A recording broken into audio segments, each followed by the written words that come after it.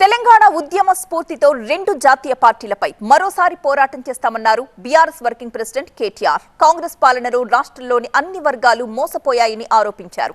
ఈ నెల 29న తెలంగాణలోని అన్ని జిల్లాల్లో దీక్షా దివస్ కార్యక్రమాన్ని ఘనంగా నిర్వహిస్తామన్నారు కేటీఆర్.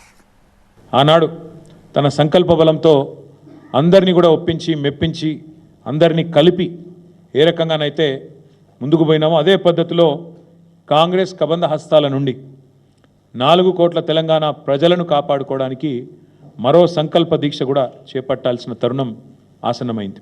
పెద్ద ఎత్తున దీక్షా దివస్ కార్యక్రమాన్ని నిర్వహించబోతా ఉన్నాం.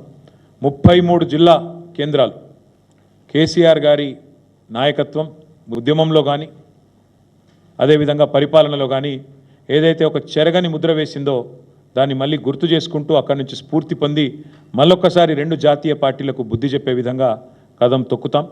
29 నవంబర్ నాడు దీక్షా దివస్తో తెలంగాణ వ్యాప్తంగా మా పార్టీ శ్రేణులు ఎక్కడికక్కడ కదం తొక్కాలని చెప్పి కూడా విజ్ఞప్తి చేస్తూ ఈ కార్యక్రమానికి అన్ని జిల్లాలకు కూడా సీనియర్ నాయకులను ఇన్ఛార్జీలుగా నియమిస్తూ ఉన్నాం.